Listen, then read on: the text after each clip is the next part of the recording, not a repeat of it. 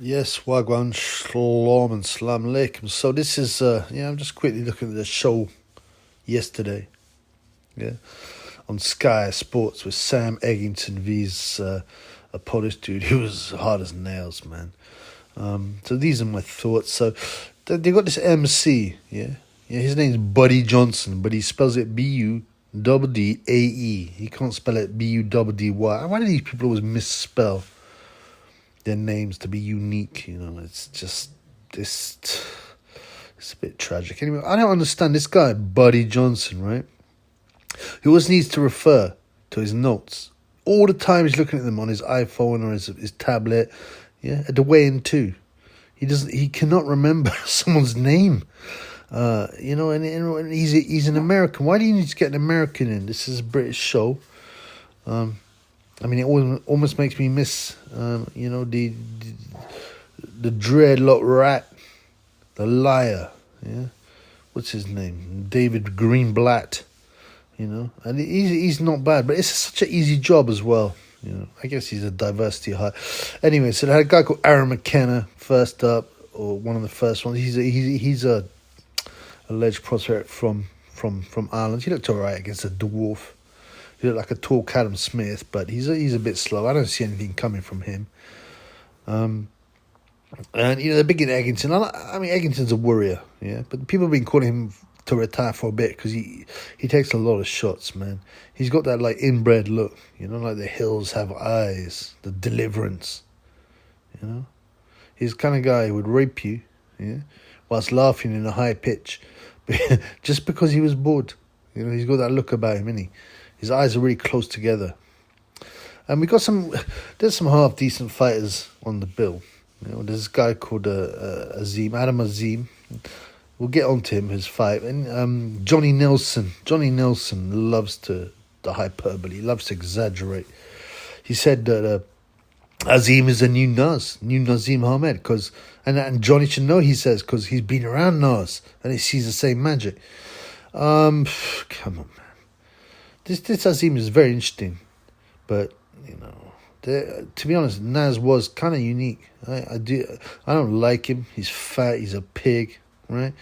Yeah, he's got no morals, right? Because he rips off his own family. He's in Saudi Arabia, yeah, hugging Anthony Joshua, right? He's in Saudi Arabia. Saudi Arabia demolishing his home country, Yemen, with their superior Israeli and US-backed army. Yeah, but he's happy to be there. He's an Illuminati stooge, you know that. He doesn't even care about his own people in Yemen getting squashed. Yeah, it's disgusting. But he's a fat pig. I get on to him another time. And they're bigging up this Eggington, going, oh yeah, at the beginning it's quite weird. They're going, oh, he's facing a banger. Yeah, he's got 16 KOs in 18 fights. I was like, no, he doesn't. Takes one trip to BoxRec to find out he's got 6 KOs in 18 fights. And Johnny Nelson goes, Eggington really has to watch out because he's fighting a banger. He's not. He's fighting a non-puncher. It turned out he's really tough. We'll get onto that, but and most of the show was talking about what's her name, Kariss Artingsall. And she's the partner, as they say, and they love talking about to Lauren Price, the other woman boxer who won a gold medal. She's awful. They're both awful fighters. They're like teenage amateurs, male amateurs. And they rolled out that Anna Woolhouse. I thought she disappeared. Thankfully, she knows nothing about boxing. Right? She's weird. She got no hips. Yeah, she got no ass.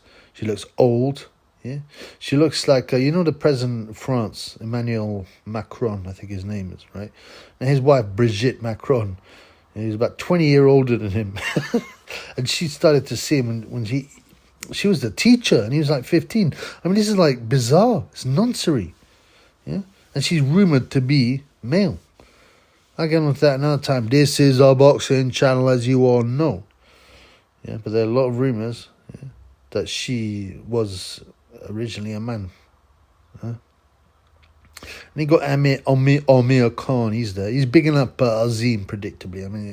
It's natural for people to to go, you know, to big up people in their own community. I haven't got a problem with that, but it's so predictable, so predictable, and they're all talking about what's her name, Artingsall, yeah, saying, oh, Kariss, oh, this is one of the most awaited, yeah, one of the most awaited debuts ever. They said about her fellow rug muncher, Lauren Price, that she's got a face like a breeze block, man. It never smiles, that resting biatch face, huh? And this Artingsall, like, she's had her head done in kind of cornrows. She's got the biggest ears I've ever seen. And Billy Hardy's sitting there going, damn. Billy Hardy king, damn, man. I thought I had the biggest ears in boxing. This woman, I mean, she's like Dumbo the elephant, man. Yeah. But according to Adam Smith, alliteration, adjective, Adam Smith, because that's what he loves his alliteration. All he does is he has no insight on boxing. No insight. How could you watch boxing for so long and have no insight? Just go mystical, majestical, magic. Yeah. It makes me sick, man. Sick. Anyway, they started off, and there's a guy called Tyler Denny boxing a guy called River Wilson Bent for the English title. That's unfortunate. River Wilson Bent. It sounds like someone who's who's a participant in Drag Queen Story Hour.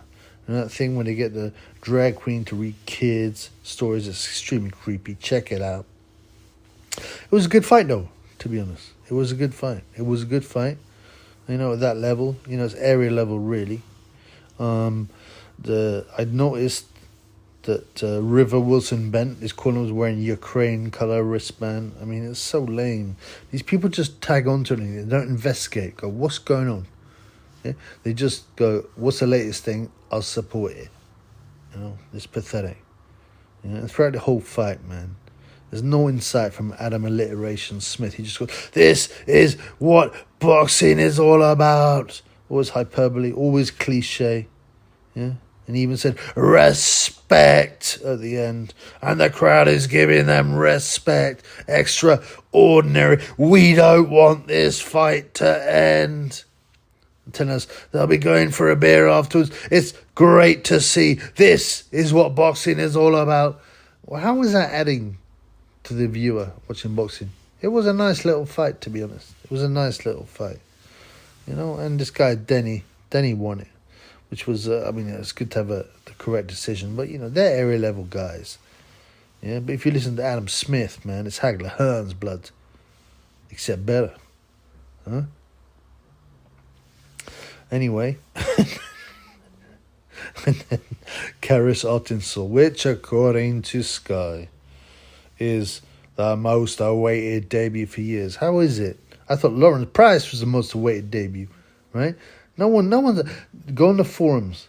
Look at the chat. Look at Facebook. Is anyone saying, I can't wait for Kariss Artingsall to turn pro? I can't wait for this fight. No one's saying it. She's like Paulie Malignaggi. You know, remember when he fought that African guy? Yeah? With all the cornrows, but she's like him with big ears. Yeah? Yeah? And then they go and they push. See, they love the Lauren Price, Kariss Artingsall love fest because they can push the agenda, you know, lesbian agenda. Oh, it was Lauren Price's birthday. He goes, oh, and hopefully she will give her partner Lauren Price the perfect birthday present. What, like a massive rug munch after a fight? It's no good. And you know, I swear down, you know, in this community, you know, there's a lot of, what do you call it? Wife beating, partner beating. Yeah, you know that Lauren Price, yeah, is the man in the relationship. The Kariss is more feminine, and you know that she's gonna end up beating Kariss. I swear down, you will read about it. You'll swear down and read about it. Yeah, and the whole fight. Well, I mean, it's so bad. It's so poor. You know, it was like watching two 14-year-old male debutants. You know, novice debutants and amateurs. Yeah. And you got Kariss with the awful flat breastises. Yeah? And the camera was showing a rug munching partner with a resting bitter face. Yeah? Afterwards, yeah, she's probably like, Price probably got up to go, oh, Kariss, don't shower. Let me eat your diseased rug, your stinking rug. Let me munch that thing, man. Yeah, that stone-faced dog Lauren Price. She looked like a breeze block, I say, her face, man. She never smiles. Because she knows as well. You know, you get these lesbian partnerships, right? There's usually the manly one, Lauren Price, obviously. Yeah? She's more manly than Brad Pitt, her face and her chin. And, like, she knows that Katie, Artingsall, misses a good old scene to a proper shafting. I mean, lesbian, it's just foreplay, isn't it? You can't do anything. What do you do? It's foreplay. Or you wear a rubber ting. Or you get hold of them with a rubber ting. Well, it's not the same, is it? A rubber ting with its fist ting. Yeah? Because she know Lauren Price, that Kariss back in the day, right, in the army, was getting smashed by endless male squaddies, yo. Ran a train through her girl. She know that. So she's protected, man. She protected. Now, funnily enough, after the fight, which Kariss, the huge puncher, Adam Smith says she's a huge puncher. Can you imagine that? And the other guy, I think it was Matt Macklin, I can't remember, but what a great puncher she is, how aggressive she is. And I mean, come on, man. They're so whack, man. They can't hurt each other. Yeah, women, the depth of talent is nothing in women's boxing, right? And they played, funny enough, they had a McDonald's advert after her fight, and it was rug munchers. I mean, I'm sick of this thing. Why are they pushing it so much? It's a minority of the population. You know why they're pushing it. Degeneracy, right? Anyway, then you got this dude called Dylan. What's that? I got the right name. Cheema. He's a Sikh man. I like. You know what? They're all wearing orange, the Sikh color. You know, and banging on drums, and you know, I kind of like it. He fought some guy. He called himself Little Canelo, a ginger guy with a big head. Yeah, and he's unskilled, man. Tough guy, actually. You know, I like these guys, man. Huh? What is his name? Greener. I like these guys. These tough guys give their everything, even though they haven't got a chance. He won like one round. Cheema did not look good. They're saying he will fight Azim. I mean, Azim will sink him, man. Will sink him. And again, at the end, Adam Smith predictably goes, respect between the boxers. I mean, I like guys like Green, and the guys that don't get helped in boxing. You know, they rarely get a close decision. But, you know, the average professional boxer has a life expectancy of 7 years less than the rest of the population. It's not really surprising, right? There's a book by a guy called Tris Dixon. You see how many ex-pro boxers end up damaged in mental asylums. It's not a good way to earn a few grand. It really isn't, man. It really isn't. And they love to shy away from that. Oh, these guys can pull themselves out from and earn some money. I mean, only a very few guys do. Most guys just get out and battered and punch drunk and bitter and used. Boxing is a sick game. You know, obviously I love boxing, but I don't know, man. I don't know. So they got Adam Azim. I kind of like the look of this guy, man. No homo. I don't mean... I mean, talent-wise. Yeah.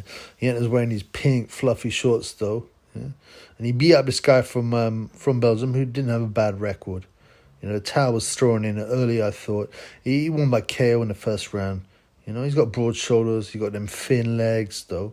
But he's very big at the weight. He looked massive compared to the Belgian dude. Massive. Yeah. And he's obviously going to be pushed as a new Nazim Hamed. Yeah. But I worry about his chin. He got put over hard by a Russian in amateurs. Amir Khan is, you know, totally in love with him, bigging him up. He got stars in his eyes, man. And he'll destroy that Cheema if it ever happens. Anyway, then they had the main event, as I said, Sam Eggington. He's a Polish dude whose name I can't pronounce. Zisk or something. Zisk. Yeah? No, and they kept on saying, he's a real puncher. He's got, 16 KOs in 18 fights. No, he hasn't, man. It takes one trip to box rec. And they realize this, by the way, halfway through the fight. Oh, actually, this guy's not a puncher. He can punch his way. He can break an egg, man. He can punch his way out of a wet paper bag. You know, he was tough as nails, man. He was a real tough guy. He kept on taking shots, and it didn't bother him. He had this big head that just boom, boom, boom, take the shots. But Sam Eggington, you know, they pushed him because he's exciting, but he's not that great, you know. And he won on points. And again, it was another disappointing show. Mismatches. Actually, you know what? They had one even fight, which is better than most boxing shows. You know, the River Wilson Bent one, and the Eggington one. That Zisk was in it. You know, even though he had no power. You know, he was so gutsy in game. You got to admire that guy. But I mean, it was a poor show, man. It's a poor show. I don't subscribe to Sky, by the way, because I refuse to. They are disgusting. They're a Murdoch-owned brand. Yeah. And if you know anything about the Murdoch media empire, it's done some most disreputable things. He's on the news of the world. They hacked murdered girls' phone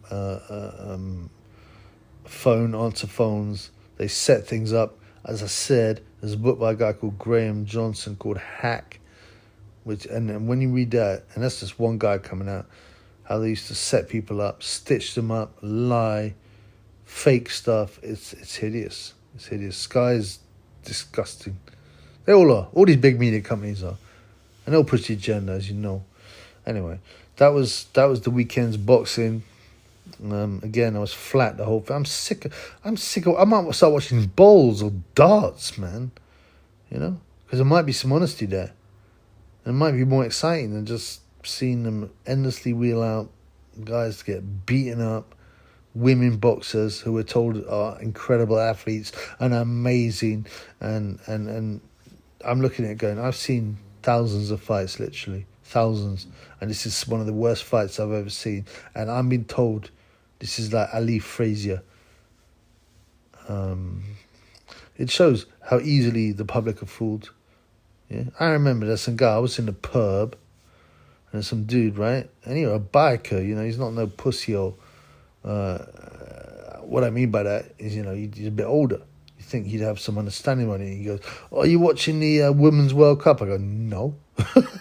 He goes, "Oh, they're better than the men sometimes." I go, "No, they're not, mate. They're not. They are terrible. They get smashed. 14-year-old schoolboy teams have regularly smashed international teams at football.